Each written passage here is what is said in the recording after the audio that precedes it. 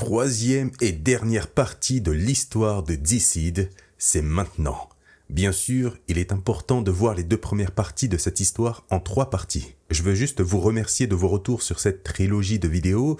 Je m'attendais clairement pas à voir autant d'entrain. Ça fait plaisir.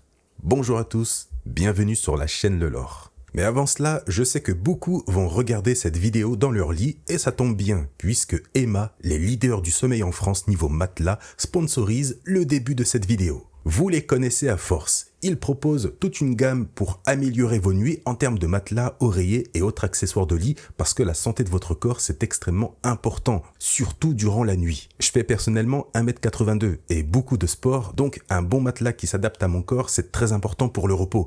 Et Emma offre cette qualité pour tout type de morphologie avec un choix de taille selon si vous êtes seul ou à deux, ou si vous êtes seul mais que vous aimez dormir dans un grand lit. On y retrouve notamment l'incontournable matelas Hybride 2, élu meilleur matelas, je dis ça je dis rien, c'est celui que j'ai, ou le plus populaire de la marque depuis la création, l'original, une valeur sûre. Alors oui, je suis d'accord, ça a un coût, mais n'oubliez pas que c'est un achat pour quelque chose qui va durer 10 ans. La santé du corps, ça n'a pas de prix. Votre vous du futur vous remerciera, croyez-moi. Et en plus de ça, avec les French Day, vous avez jusqu'à moins 50%, ce qui est déjà excellent, mais la petite touche de rat, c'est que j'ai un code promo, Le Lore, hop, moins 10% en plus sur les matelas. Et pour faire l'ultime rat forme finale, vous pouvez essayer le matelas pendant 100 jours sans risque. N'hésitez pas bien sûr à passer par le lien dans la description, faire un petit tour sur le site, ça permet en plus de ça, en passant par ce lien, de soutenir la chaîne. C'est parti. Avant de poursuivre le récit à la suite de la guérison du virus sur Terre vue à la fin de la partie 2, revenons plusieurs années en arrière, à l'époque de la planète Krypton, juste avant sa destruction. Alors que Brainiac attaque la planète et que d'un côté Kal-El est placé dans un vaisseau en direction de la Terre, de l'autre côté, Kara, sa cousine, est également placée dans une fusée par ses parents pour être sauvée. Contrairement à Kal-El, Kara n'est pas envoyée sur la Terre, mais sur la planète des Néo-Dieux, Neo Genesis. Le voyage dure de très longues décennies pendant lesquelles Kara est mise en stase. Bien des années plus tard, cette fois-ci dans le présent, Kara arrive enfin sur Neo Genesis. Cependant, alors qu'elle pose le pied sur cette planète qui semble magnifique à première vue, elle ne trouve personne, jusqu'à ce qu'une foule de néo-dieux affamés, tous infectés par le virus de l'équation d'antivie, émerge d'une forêt. En effet, comme nous l'avions appris dans la partie 2, disponible sur la chaîne, le Darkseid infecté avait réussi à atterrir sur Neo Genesis pour contaminer l'ensemble de la population sur la planète. Voilà donc le résultat. Kara tente tant bien que mal de résister à l'attaque des néo-dieux infectés, mais finit malheureusement par se faire attraper et se fait déchiqueter le visage par les infectés, devenant ainsi membre de cette horde.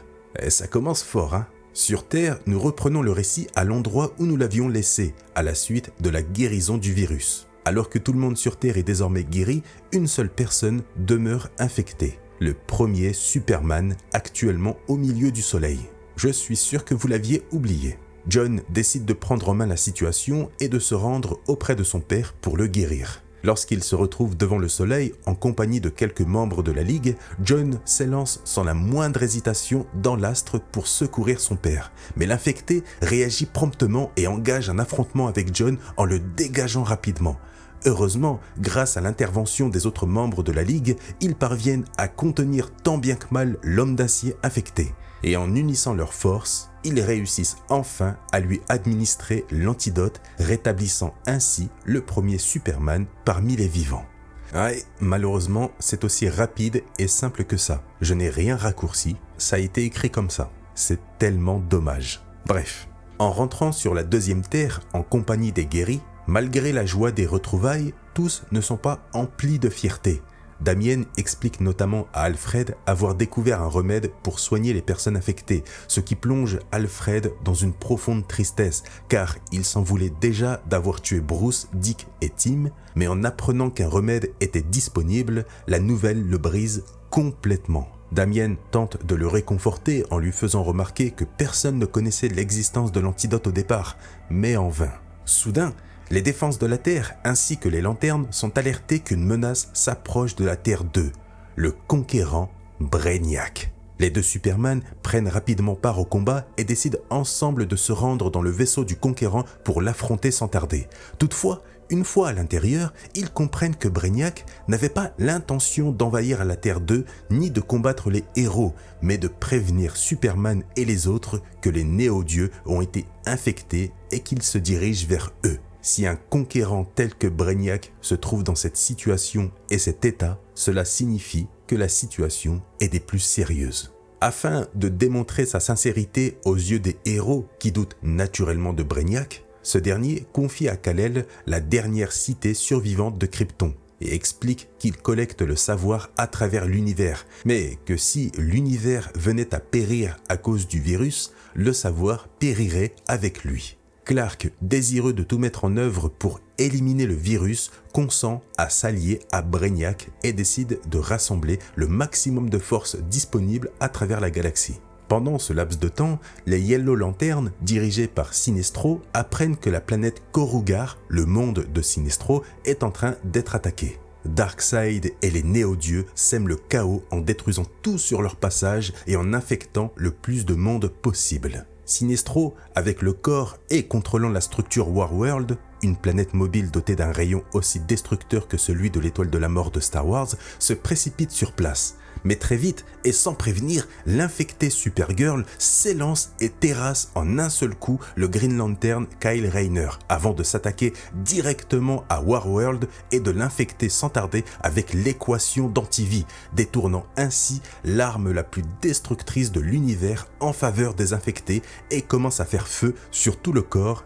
des Yellow Lanterns qui périssent les uns après les autres. Et pour couronner le tout, le redoutable et infecté Darkseid fait également son entrée. Malgré les efforts de Sinestro et de sa fille pour lui résister, l'intervention de Supergirl donne à Darkseid l'occasion de capturer Sinestro comme un vulgaire insecte. Et d'un geste simple et sans émotion, il arrache la tête de Sinestro devant sa fille qui finit par fuir avec Kyle à contre-cœur. Darkseid a choisi de tuer Sinestro plutôt que de l'infecter afin de s'emparer de l'anneau de ce dernier qui le choisit finalement automatiquement. Ainsi, grâce à cet anneau, Darkseid vient d'acquérir tous les pouvoirs d'un Yellow Lantern combinés à ses pouvoirs de Dieu et à ceux du virus, nous donnant un Darkseid d'une puissance rarement vue, dirigeant sa horde d'infectés sur d'autres planètes. Sur Terre, pendant que les Amazones entament les funérailles de Wonder Woman, tuée par Green Lantern dans la partie 2, le dieu de la guerre Arès fait son apparition.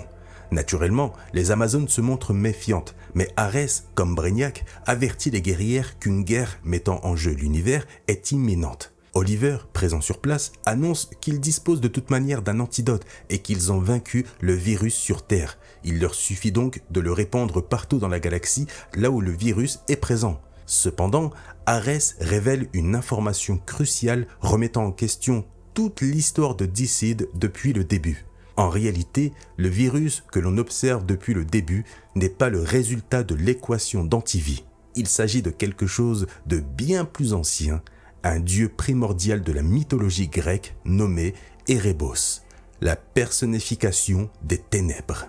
Lorsque Darkseid a combiné l'équation d'antivie avec la mort, telle que montrée dans la partie 1, disponible sur la chaîne, il n'a pas créé un virus comme on avait pu le croire, mais a attiré l'attention du dieu Erebos sur leur univers, qui a ensuite pris le contrôle de l'équation d'antivie et a libéré un virus. En somme, tout cela n'est pas la faute de l'équation d'antivie, mais celle du dieu primordial Erebos, qui cherche à détruire l'univers. C'est lui l'équation d'antivie. On aime ou on n'aime pas le retcon de cette histoire, personnellement, je suis partagé. Au même moment, les gardiens des Green Lanterns réunissent toute l'aide possible sur la planète Oa, le fief des Green Lanterns, parce que la situation s'aggrave. Darkseid et son armée d'infectés poursuivent leur progression à travers la galaxie en contaminant des espèces entières. Les gardiens confirment que 100 milliards de vies ont déjà été perdues. Étant donné la dangerosité des peuples qu'ils infectent, les gardiens ordonnent à tous de ne pas utiliser l'antidote, mais de nettoyer complètement toutes les planètes infectées ainsi que les infectés eux-mêmes, c'est-à-dire provoquer des génocides de masse pour éviter que le virus se propage. Tous sont choqués de cette décision, notamment Superman qui intervient rapidement en refusant catégoriquement de procéder de la sorte. À ses yeux, un génocide n'est pas possible. Mais les gardiens, souhaitant éviter de prolonger la guerre contre le virus, parce que trop dangereux, décident d'emprisonner Superman sur Oa pour éviter qu'il interfère dans leur action. Une décision qui surprend tout le monde. Cependant, Clark décide de ne pas se laisser faire et choisit d'attaquer le gardien pour se libérer. Les lanternes s'empressent alors d'intervenir pour attaquer Superman, mais d'autres héros de la Ligue interviennent, déclenchant ainsi un conflit entre eux. C'est le bordel. Alors que la lutte s'intensifie, un nouvel être fait son apparition et calme tout le monde. Mxyzptlk. En gros, il s'agit d'un être tout-puissant issu d'une réalité interdimensionnelle capable de réaliser pratiquement tout ce qui est imaginable. Il peut manipuler et transformer tout ce qu'il souhaite grâce à ses capacités issues de la 5e dimension. Bon, il incarne typiquement le genre de personnage tout à fait ridicule que je déteste dans les comics. Un personnage au look totalement absurde, mais d'une puissance ridicule. Et de base, son objectif, la plupart du temps, c'est de faire chier Superman. Sauf que là, il propose son aide contre les infectés. J'ai pas plus d'explications à vous donner sur le pourquoi du comment il décide de venir. C'est l'un des problèmes de cette histoire, de toute manière, c'est un peu le bordel. Bref. Pour empêcher les gardiens de provoquer un génocide à l'échelle galactique, les héros de la Ligue les préviennent qu'en réalité, tout ça n'a rien à voir avec simplement l'équation d'antivie, mais que tout est contrôlé en réalité par le dieu primordial Erebos, un être que les gardiens connaissent. En apprenant cela, ils changent alors d'avis et ordonnent à tous les Green Lanterns de ne surtout pas quitter Oa afin de protéger coûte que coûte la batterie centrale qui représente la vie et la lumière, sachant très bien qu'Erebos représente les ténèbres et souhaite éliminer la vie. Cependant, les autres membres de la Ligue, ainsi que certains Green Lanterns, ne sont pas d'accord avec ce choix égoïste et décident, accompagnés de Superman et du gnome là, de se diriger vers la dernière planète attaquée, tandis que d'autres membres de la Ligue se dirigent un peu partout sur différentes planètes. Pendant que Superman et les lanternes protègent avec diligence les citoyens encore en vie, Supergirl fait une arrivée fulgurante et inflige un violent coup à Kal-El avant de tuer froidement une famille devant lui. Il convient de noter que dans cette réalité, comme je l'ai dit au début, Kara n'a pas atterri sur Terre et n'a donc jamais croisé la route de Superman. Ce dernier se demande alors naturellement qui elle est pour porter le même symbole que lui. Mais au même moment, Darkseid fait son entrée et met aisément Superman à terre avec son rayon Oméga.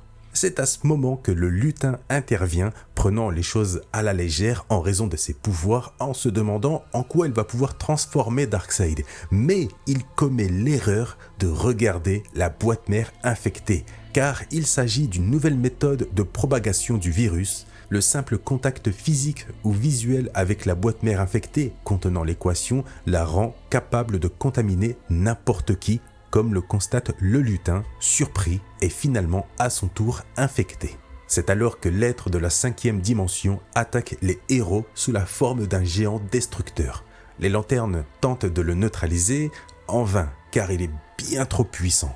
Après avoir écrasé ses anciens alliés, le lutin traverse la planète de plein fouet, la détruisant instantanément, puis file à toute vitesse en direction de la planète Oa. C'est à cet instant qu'il se précipite à toute vitesse sur la planète et anéantit la batterie centrale, encore une fois symbole de la lumière, provoquant la coupure de la connexion de tous les Green Lanterns existants, notamment ceux dans l'espace qui finissent peu à peu par mourir étouffés en raison du manque d'air. C'est alors qu'intervient un nouveau groupe d'entités omnipotents appelé la Quintessence. Vraiment, ils rajoutent tous les personnages qu'ils peuvent. Bref, comme je l'ai dit, appelée la Quintessence, observant les événements de l'univers sans intervenir. Mais l'une d'entre elles, le Spectre, esprit de la vengeance, décide d'intervenir pour empêcher la destruction de cet univers, puisqu'en tant qu'être observant les événements sans intervenir, ils avaient déjà observé les événements d'un autre univers avant d'être détruits par Erebos. Mais cette fois-ci, le Spectre veut intervenir. Le corps des Green Lanterns parvient alors à survivre grâce à l'intervention et l'énergie du Spectre parvenu à réparer la batterie. Celui-ci affronte ensuite le gnome infecté dans un combat titanesque. Sur la Terre 2, tandis que les héros cherchent un moyen de créer et d'administrer des milliards d'antidotes, les néo-dieux infectés attaquent la Terre 2, déclenchant ainsi une nouvelle bataille. C'est le bordel partout. Dans l'espace, le Spectre l'emporte peu à peu sur le lutin infecté grâce à l'intervention de Superman jusqu'à lui infliger une blessure fatale. Mais avant de mourir, le gnome parvient à faire disparaître l'esprit de la vengeance en arrachant son hôte. Le spectre est l'incarnation de la vengeance et pour se manifester physiquement, il doit prendre possession d'une personne animée par une profonde soif de justice, de colère et de vengeance. Mais s'il est séparé de son hôte, l'esprit disparaît et part à la recherche d'un nouveau réceptacle. Mais quoi qu'il arrive, le lutin a été éliminé. Sur Terre 2, les événements prennent une tournure sinistre. Les néo-dieux provoquent un véritable massacre. Batman tente de mettre Alfred à l'abri, mais se fait attaquer par l'un des infectés et se fait massacrer sous les yeux d'Alfred, incapable de supporter la souffrance et la mort de ses proches. Sa haine envers les infectés est si intense que l'esprit du spectre le ressent à travers la galaxie et prend possession d'Alfred, devenant ainsi le nouveau spectre. Restez concentrés, croyez-moi, c'est pas terminé. Malgré la nouvelle puissance spectrale d'Alfred, Damian a malheureusement été infecté et commence peu à peu à se métamorphoser. Et comme si ce n'était pas assez, Erebos déploie le reste de ses forces, incluant Darkseid, Supergirl, Warworld, etc. sur la Terre 2 dans le but de continuer le massacre.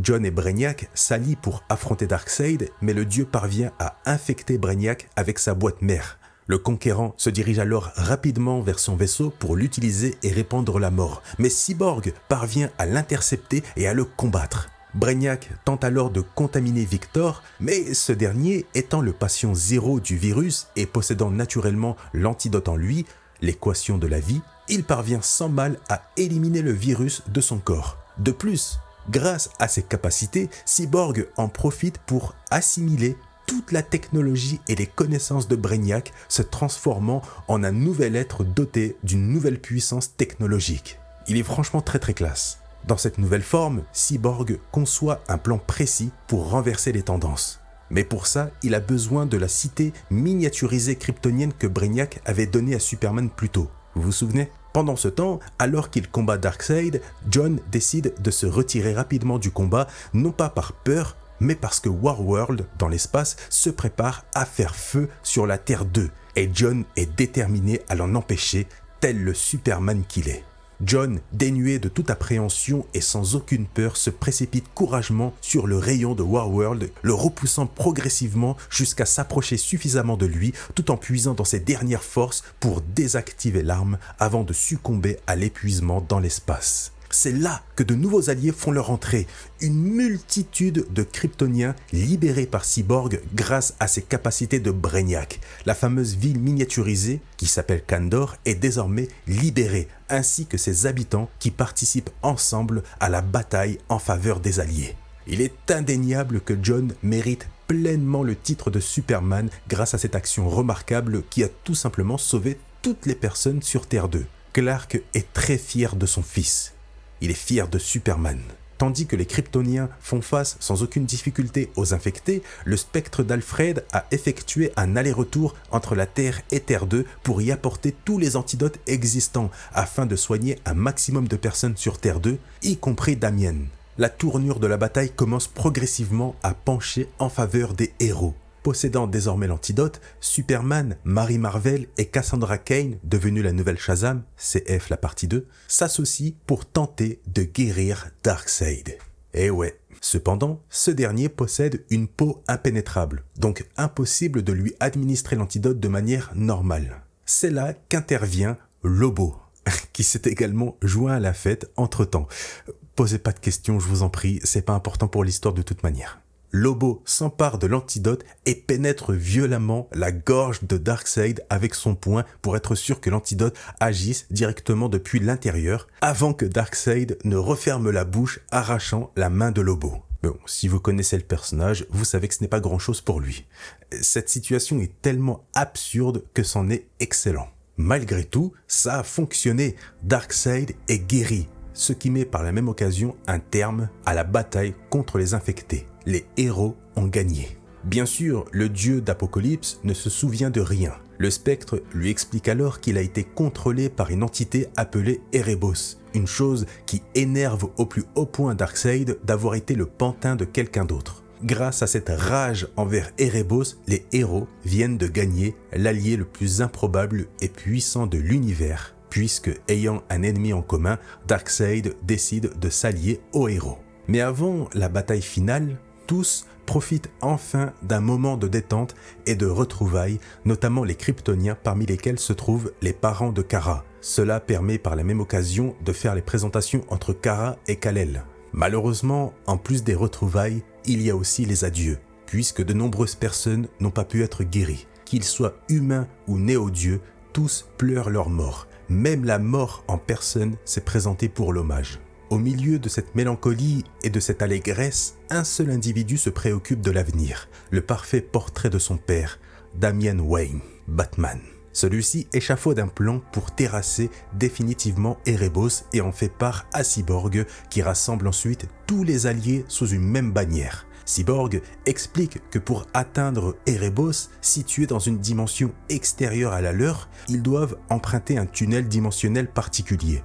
Une fois franchi, quelqu'un devra pénétrer directement dans le corps d'Erebos avec Warworld pour y activer une arme particulière gardée pour le moment secrète par Damien. Pour ce faire, un groupe devra attirer l'attention du dieu primordial. Le dieu de la guerre Arès et la mort en personne sont choisis pour ce rôle. Le hic dans tout cela, c'est que Damien garde secret l'arme destinée à être utilisée contre Erebos. Il refuse de révéler à quiconque quelle est cette arme et comment elle sera employée précisément. À l'instar de son père, il garde les choses pour lui et prend toutes les précautions pour une raison précise. Avant le départ, Superman offre un présent à son ami, puisque c'est son anniversaire, son 18e anniversaire plus précisément. Et comme symbole face aux ténèbres qu'incarne Erebos, John offre à Damien un costume entièrement blanc pour devenir cette fois-ci le chevalier de la lumière. Un cadeau que Damien accepte avec joie de la part de son meilleur ami. Une fois les préparatifs achevés, tous traversent ce fameux tunnel et se retrouvent pour la première fois face à l'effrayant dieu primordial Erebos. Il est de taille colossale et véritablement effrayant. Conformément au plan, Arès et la mort décident de confronter directement le dieu afin d'attirer son attention, tandis que Superman, Darkseid, Green Lantern, etc. unissent leurs forces pour ouvrir une faille suffisamment grande dans le corps du dieu afin de permettre à Warworld de passer. À l'intérieur de la planète mobile se trouvent Damien et Cyborg, mais au moment de vouloir activer l'arme, Cyborg est frappé par une amnésie. Tous ses souvenirs concernant le plan de Damien ont été effacés par Damien lui-même grâce à un système caché par Bruce des années auparavant dans le corps de Cyborg et transmis à son fils à sa mort. En plus de ça, Damien a subtilisé l'équation de la vie du corps de Cyborg puis l'a effacée de sa mémoire afin d'être le seul à la posséder, car il a en réalité prévu de se sacrifier en restant dans Warworld pour déclencher le processus de l'équation de la vie. Sachant qu'Erebos incarne l'antivie et Damien incarne désormais la vie, une réaction en chaîne s'est déclenchée lorsque Damien est entré en contact avec Erebos. Le contact entre la vie et l'antivie va provoquer un Big Bang, créant par la même occasion un nouvel univers. Le yin et le yang réunis, la matière et l'antimatière, la vie et la mort. C'est pourquoi Damien avait conservé l'arme secrète. Cette arme n'était autre que lui-même. S'il en avait informé les autres, il l'aurait retenu. Cyborg tente d'ailleurs d'empêcher Damien de faire ça, mais sachant que ce dernier a le contrôle total du corps de Cyborg, il l'oblige à fuir de Warworld. Le chevalier de la lumière décide alors de faire ses adieux à ses amis, notamment à John par le biais de l'intercom. Pour dire, le plan de Damien est si parfait que même Darkseid en personne a avoué être impressionné par lui. Erebos, prenant conscience de la présence de Damien en lui, tente de lui parler dans l'espoir de négocier afin d'éviter que Damien ne mène son plan à terme. Mais le chevalier de la lumière repousse les avances du dieu en affirmant qu'après avoir ôté la vie de ses frères et de son père, la seule issue serait son anéantissement. Et alors qu'il ne reste que 2 minutes avant le Big Bang, John refuse de laisser Damien seul. C'est alors qu'Alfred lui fait une proposition. L'accompagner rapidement voir Damien une dernière fois avant la fin. C'est magnifique. John et Alfred se retrouvent alors aux côtés de Damien.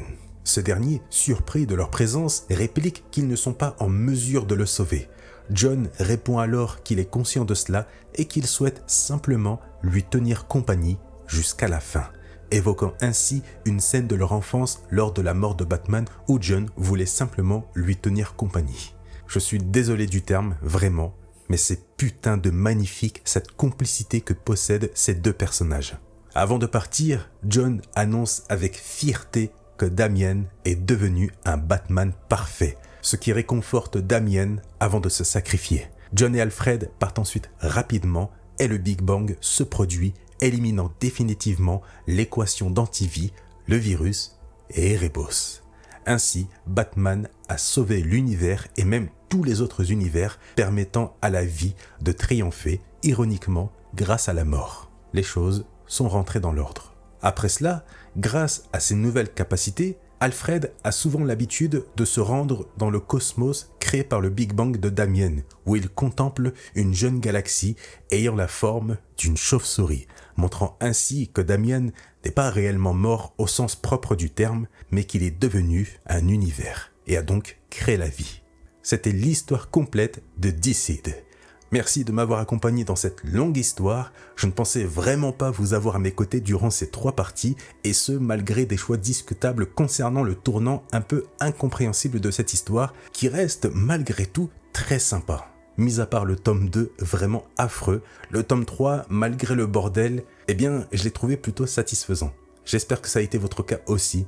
N'oubliez pas le petit like, ça fait très plaisir et ça aide énormément la chaîne en récompensant le travail fourni. Le commentaire pour me dire ce que vous avez pensé de toute cette histoire. N'oubliez pas de faire un petit tour en passant par le lien dans la description sur le site de Emma. Juste un petit tour comme ça pour regarder si vous avez envie. Ça permet vraiment de soutenir la chaîne. Merci à vous. Sur ce, je vous laisse et je vous dis à une prochaine sur la chaîne Le Lore.